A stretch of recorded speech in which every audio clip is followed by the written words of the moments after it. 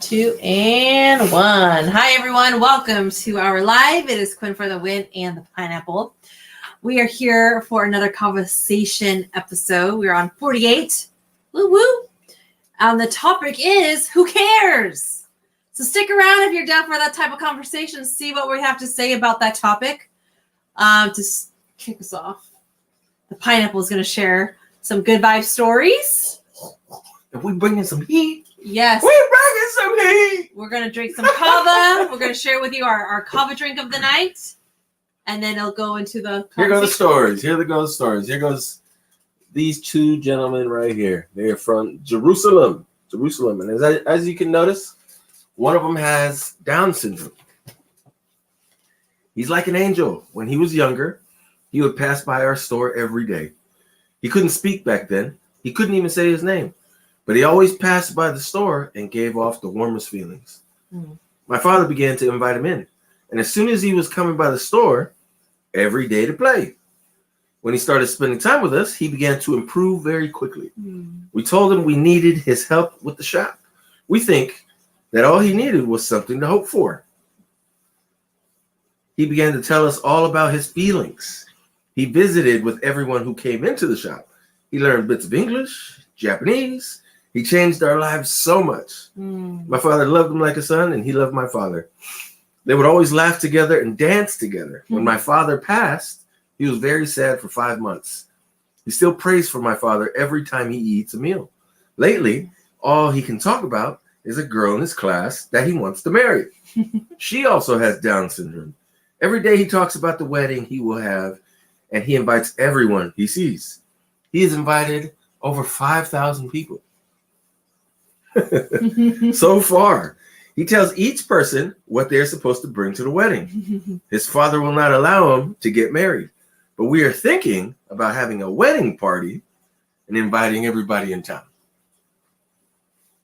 And that's in Jerusalem. Wow, I love this. That's definitely good vibes. Jerusalem. So what's your thoughts from reading that? What's your thoughts? The person who asked goes last. Well, you didn't ask. I asked first, it's already assumed that I'm asking. To me, what stands out to me is that you can create family anywhere. Absolutely. Yeah. Doesn't have to be blood family. And that's quite beautiful that you can create family anywhere with anyone. It is. And I just feel it's just full of love. His father won't let him get married, but his second family that he met here is totally down for it. Yeah. So I love that. And it's very cute. It's a cute story. So for me, it's like you can create family wherever. Whenever, wherever. My takeaway from it is when you have an environment that accepts you, you have unlimited potential. Yes. And you have the space to grow. Yes. You have the space to grow. That right there. And that's regardless of where your current situation is or if you have a disability. See, I've heard a few stories, and people who have disabilities, they will mention, I don't have a disability, I have the ability. They spin it. They spin it. I love that. Because there are times when you see people with handicaps, right? And they are doing more than what an able-bodied person would be doing.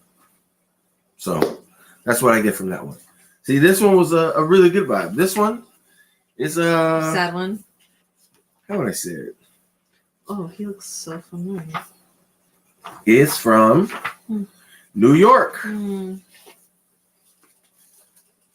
This gentleman right here. And it's 2 pages. 2 pages. Get ready for this one. My dad gave me up to the boys' home when I was 4. He told me that he was taking me fishing. He got the poles, the bait, everything. Oh my. I was excited. Oh, this is just going to be heartbreaking. He said he knew about a new spot. We pulled up to this huge building. He told me to wait in the car while he ran inside and got permission from his friend. Oh my God. Then he came back with 2 men. I'm sorry, he said, but you have to stay here. I kept screaming, I'll be good. I'll be good. I'll be good. And he kept saying, it ain't you. It ain't you. It ain't you. I ripped his shirt off his back, trying to keep him from leaving. And he drove off without a shirt. I was in that home for 13 years. Oh my gosh. It was a very abusive environment for everyone there. The staff's favorite form of punishment was the full burn. What? First, they'd make you take off all your clothes. Oh my God. And lay on the carpet. Oh my God. One of them would sit on your back, and the other one would pull you all the way across the room and down the hall. Are you fucking kidding me? Do you get that image? Yeah. The worst was the Iceman. If I saw him today, he'd be dead. He was like one of those guys you see in the movies, where even when he smiled, it was ice cold. He'd come in your room and tell you that you had a date with the Iceman. Oh my God. Then he'd fuck you and make you suck his dick. Oh my God. Then afterward, he'd tell you when your next date was going to be. Oh my God. Just so you'd have to worry about it all week. 10 of us tried to escape when I was 17. I had a date with the Iceman coming up, so I figured I had nothing to lose. We escaped in the middle of the night. We were all 17 except for 2 really young kids who wanted to come with us. We had no plan, really. The only time we'd ever left the boys' home was when they brought us to Barnum and Bailey's circus one time. Other than that, we knew nothing about how to survive in the outside world. The first night, the 2 of us went into a grocery store and tried to steal a bunch of food for the group, but the owner called the cops. We all ran different directions when the cops came. I was the one they chased. I started to run up this mountain, and I remember them shouting to me, "It's going to snow tonight." All I had on were Nikes. And that night, a blizzard came.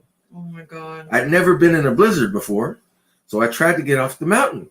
But it was dark by then, and snow had started snowing hard, so I fell 30 feet into a ravine. I was unconscious for a long time. When I woke up, I was covered in snow, and my foot was frozen solid. Oh my God. And this is the second page, and you can see his foot. Oh my God. Take away, Miss Quinn. He's a survivor of abuse, trauma. Fucking, oh my God. Just. Yeah, and you probably asking, Pineapple, I thought this was for the good vibes. The good vibes is the perspective. Yeah. The good vibes is to help us allow it to grow a little more, to feel a little empathy, to know that perhaps it could be worse, whatever we're going through. Or not even the worst part, but to put our lives into a little bit of perspective. That's the good vibes. Take away, Miss Quick. And sometimes it's okay. Tragic. And, it makes you feel so like angry or like full of rage of these homes that kids did not ask to be put in. You think that setting, whatever reason that the father, it just, from the story, it just sounded like the father was saying, like, it's me. I'm the one who's not fit for you. Like I'm doing you a favor, being away from me. But it just sounded like being with his dad would have been way better than going to this fucking group home. Never know, man. Yeah. Never know. Ugh. Well, I just have so much love for this gentleman, and I just want to give him a big hug. And it's just fucking horrific what he went through. He's a survivor. I like to say it's a great perspective. It's a great perspective. And at the same time, none of us are perfect. And that we, as people, we can be really great. And at the same time, we could be at the opposite spectrum of being really, really shitty. Yeah. And so, hopefully, the next time we do see someone who's down on their luck, to instead of looking past them, making them invisible to us, being mindful that every person has a story, right? Especially ourselves. Every person has a story, and sometimes the circumstances and the cards we were dealt were way more than we could handle at the time. And that maybe where we're at right now is due to the ability at that time of not being grown enough and not having any guidance or support to be able to handle what was going on. So again, it's a good vibe story because it gives a little perspective. Yeah, the perspective, especially when you see people out living in the streets, Yeah. And, I'm just imagining him escaping, right? And probably still being that 4-year-old, deep down inside, he's still that 4-year-old that got left and doing the best that he can. Like he said, the home was all he knew. No plan when to escape. So, I'm sure he's learned a lot since then being on the street, right? But it's what support, what help has he been able to get? And because that picture shows that he's living out on the street, right? Yeah, that's yeah. So just, oh my God. Just makes me wanna cry. and it's gonna segue into the topic for the evening. But before we then, what time is it, Gwen? It's kava time. What time is it, Gwen? Kava time. Yes, it is kava time. Kava donga, kava donga, kava donga. All right. All right. Where does this kava donga come from? It's in the name. It comes from thousands and thousands and thousands of miles away from the U.S. and the South Pacific Islands in the small country, small kingdom called Tonga. And what's even smaller is the island that it comes from. It is one of the many hundreds of small islands in the kingdom. And it's called Vava'u. V-A-V-A apostrophe U. And that's where my father was born. He luckily made it from that small rock to an even bigger rock to this big old rock that we call the United States. And that's where this wonderful stuff, this good vibes comes from and is brewed right here in Sacramento, California to take away all your worries, your anxiety, nervousness, social issues for the day. Pow! Right there. Woo! Yes, I got my half shot. There you go. Yes. And if you can see on the very bottom, that's the magic. You can see it. That's the magic. I can see mine too. See, when you have a pineapple shot like this, you gotta shake. Shake, shake, shake. Yes. Shake, shake, shake. Shake your kava. Oh, wow. Shake your kava. That is a new... Shake, shake, shake. Shake, shake, shake. Shake your kava. Shake your kava. Yeah! Yeah. So this is new on our Etsy too. So yes. We just officially posted the listing for this. If you would like some, tap on the profile. Oh, we still gotta do the weight. That's why. It's not actually posted yet. We gotta do the weight for the shipping. Oh my god. But anyways. Oh my god. Let's share your drink. What are you drinking? See? Just kidding. I'm gonna drink it straight. See, this is I'm gonna drink 1.5 straight ounces. I'm gonna drink mine straight too. Oh, you're not gonna pour it into your... No, I'm gonna drink this straight, and then I'm gonna drink some... I made a chai latte in here. All right, there you go, Yeah. All right, so we're gonna drink some kava. What does it smell like, pineapple? You know what it smells like? Whew. Oh, it's pure authenticity. It smells like the islands. You ever have that Hawaiian Tropic sunscreen. It smells very similar to that. Okay. It's very similar to that. Okay. Except you don't rub this on the outside. No.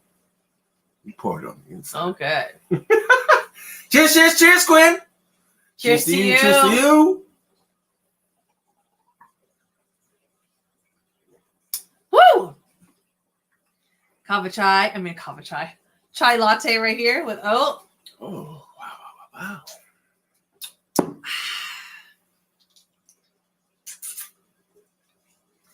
And for him, it hits him in a whole nother level. With me, we both have different experiences with it. For myself, I know that it hits me slowly, but it definitely goes to my head, and it just kind of like melts everything. It just kind of like calms it down, and it brings me just right there. And it does help me get up early in the morning, and I always feel this like mental clarity, like this alertness, this wakefulness when I wake up the next day. Yeah. That's nice. Yeah. You know what it makes it, you know what it feels like to me? I want you to think back to the last time that you actually felt relaxed. Okay. Right? When was the last time you felt relaxed? And then, how did your body feel? Did you feel a little bit warm? Did you feel like somebody was tucking you in?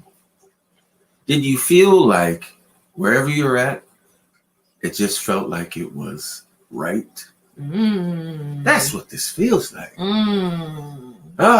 Sheesh. After the first 2-3 times, and you wake up and you're like, wow, I haven't had this fucking kind of sleep ever. And you start to think to yourself, I don't ever want to lose this feeling. And there's no what do they call it? Side effects. The only side effect is you may want to shout at the top of your lungs. You may want to share with people how you feel. That might be the side effect. So you heard it here. Woo! Woo! Yeah. Man, see, and that's why I've been mentioning. Maybe I should say it for the end. Because I already feel like. Yeah, it's like you just want to relax and chill. You ever been skiing? Chill. Skiing, snowboarding? You know, you get to the top, and then you like go down. You finally get to the bottom. You're like, I want to go again. I want to go again. When you get to the bottom of this, you just want to chill. You want to get into the cabin with a fireplace and some coffee, cocoa, or whatever it is that you like to drink, like some tea. You can pour this into your tea. Yes, or your favorite coffee drink. We've done it. We've tested it. It's perfect. Yes. It's a great pair. And, I was just going to add, how we were saying that you just want to relax, bottom of the hill, relax. So, yeah, if you have anxiety, if you have a hard time sleeping, this is for you. Yeah. Absolutely. How about this? Absolutely. You have somebody that you're unable to talk to, where your thoughts are running way too fast and you get tongue-tied. This will fix it. This will help you slow this down to the perfect speed so you can see every word coming and then be able to say it. So you can come off as Casanova, Mr. Suave Rico, Pineapple. Okay, and it makes you rhyme too, apparently. All right, so I believe we're ready. Yes, you know what time it is, Quinn. You know what time it is. Conversation time. Come on.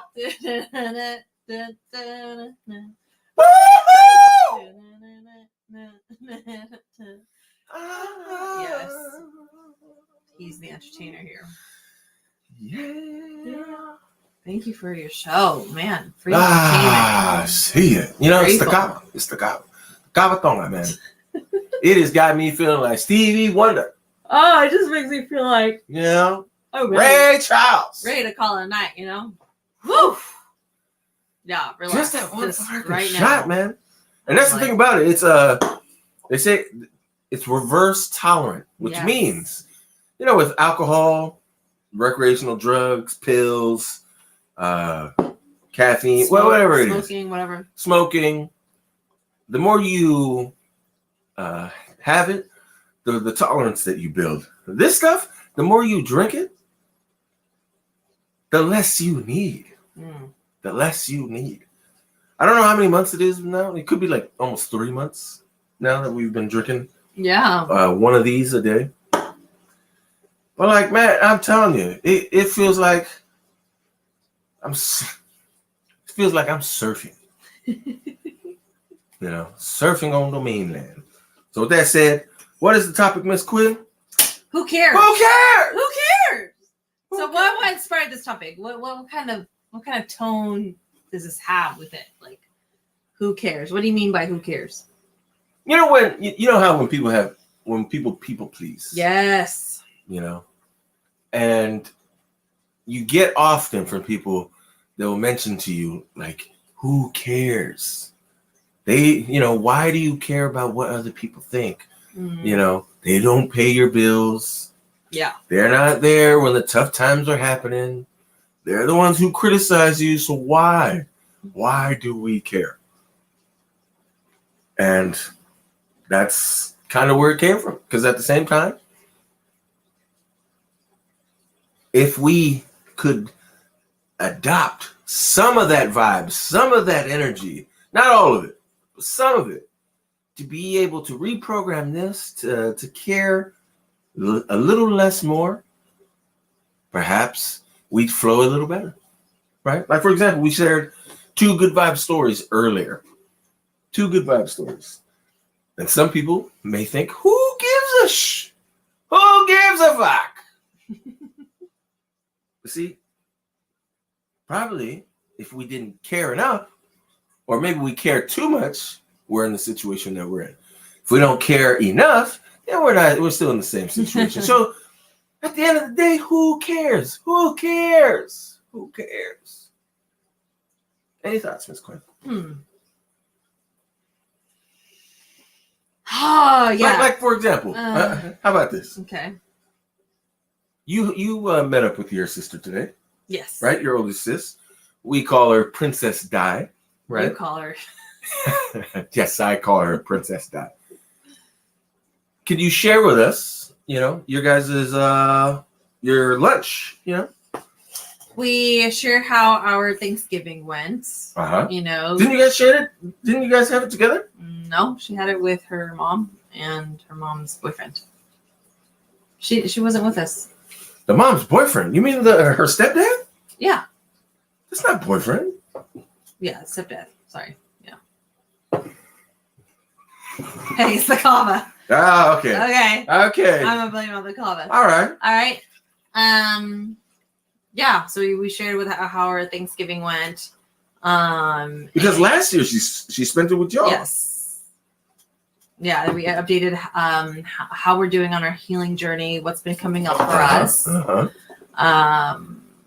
Yeah, we just shared details. Of course, like, I'm not going to share what she shared, but for myself, I shared about my healing experience with that breath class that I mentioned in the other episode, right? Yes, last week, right? Yeah, and I shared about what stood out about the Thanksgiving that I had with the sisters, how it's been emotional, and then just how I really felt free since the breath class. Yeah, just really that self-forgiveness.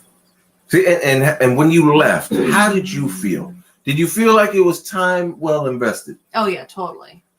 Gotcha. Because I love hearing people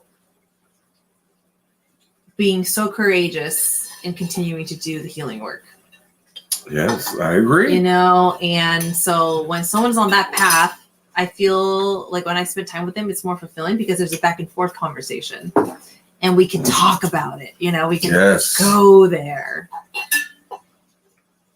Yeah, feeling like there's no topic off the table.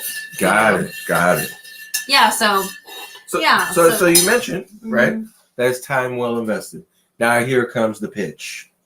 Who cares? Well, yeah. Who cares? If somebody were to mention that to you, who cares, Quinn? Mm-hmm. How would you respond? You may not care, but I care. I cared enough to make time for it. I cared enough to create space for it. Right? Mm-hmm. So there is a certain level of care that I have with certain people.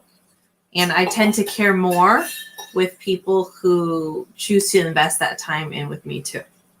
Right? And there's like an investment in sharing deeper conversations. That's when the caring grows. Got it. You know? But again, who cares? Yeah, when you say that, I just feel like a very, I don't know, rejective experience, like rejective tone to it. Like, well, you may not care, but I care. So, can you? I don't know how to respond to that. Right? And how many of you out there would be able to respond to it? Right? If someone says, who cares? Who cares? To what? About conversations? Just about just anything that we do? Like, yeah, who cares? anything. Like, what? How does it, like you mentioned, how does it make it? How does it make you feel? Doesn't feel good. Right? Doesn't feel like that's someone who doesn't have a care in the world, and maybe they have a lot of hurt. That's why they just kind of say like, "Well, who fucking cares? Who gives a fuck?" See, so now you're kind of getting it. Yeah, like that's a projection. That's a projection because they have been let down so many times with people not caring for them. They learned that, you know what? Fuck it. Nothing fucking matters. Nothing fucking matters. Yeah. Who gives a shit? Who gives a fuck? So it's from a bitter place. A bitter place. A better place or a bitter? Bitter. From a bitter place. Gotcha. So yeah. If you have someone who comes off that way to you, know that they've just been really severely hurt. And it's created a belief in their mind to not care. To best protect them, right? Because if I care, I'm going to get hurt again anyway. So they're just done caring. They're just done. They're burnt out from being fucked over, disappointed. Mm-hmm. And they're just done. They don't care. That's what comes up for me. Yeah. What about yourself? Like, what do you have to say about this topic, or when people say "who cares," or what's your response to when you hear "who cares"? See, you came with the topic. So. Yeah.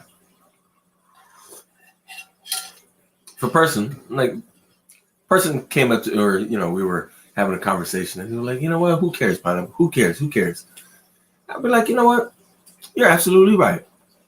Because at the end of the day, how many people are actually there?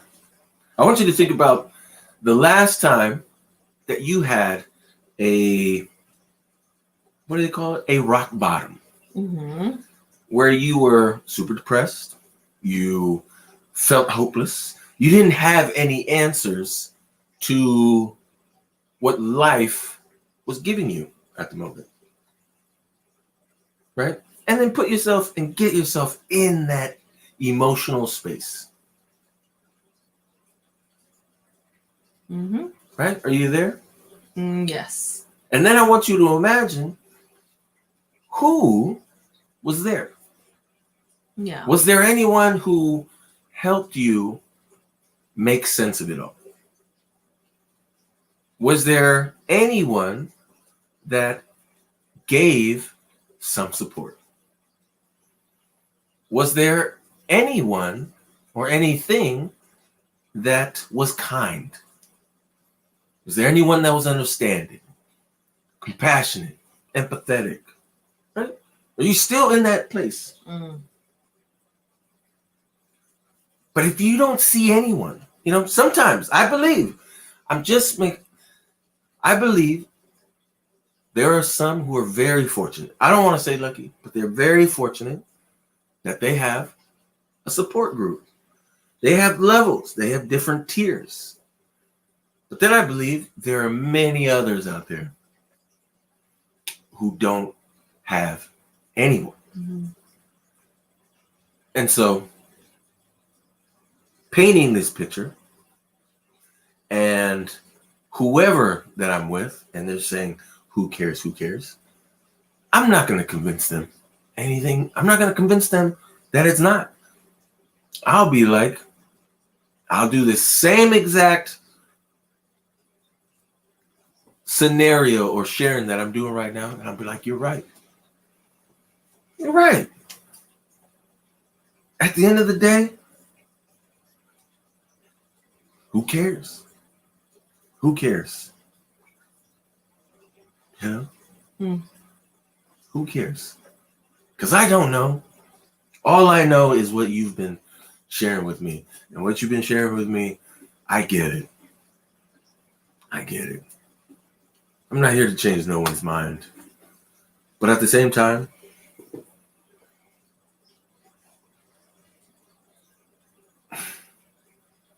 it's very, very sobering to be able to accept it, but then also very empowering, very, very empowering to be able to sit up with all of that, to be able to find a little hope in that space that we get in, and then be able to get a little step in and then get a little excited.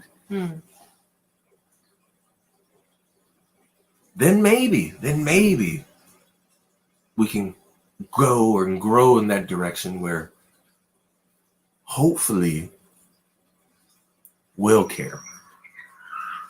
Because that's at the end of the day, that's who's supposed to care. That's what I believe. That's what I believe. We're supposed to care. If other people care, fucking great. That's fucking amazing. But if there isn't, there needs to be at least one person who does. And I'm hoping that person can sit up and find or come across something that can give them some sort of hope, some sort of light, a person, a thing, whatever it may be. Who cares? I'm hoping you will. All right. There it goes. Yeah, at the end of the day, we hope that it's you that cares. Exactly. That's what I'm hearing. Exactly. Because we don't know where the people are at, you know? Exactly. They may care, may not. We don't know. Let's think about it. Like, here's another question. There are many reasons as to why a person, why we, why you, why anyone could be negative. There are many reasons. Oh, yeah. Many. Oh, yeah. Maybe there's one, that hopefully that can help curb that.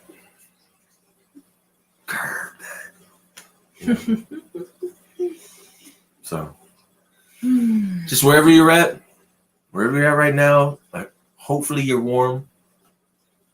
Hopefully your tummy's full. Hopefully you got a roof over your head. And hopefully there's someone around you that cares. We may at times, many times, believe that there's no one that cares or there's no one that understands. And here's the thing. You may be right. But I'm hoping that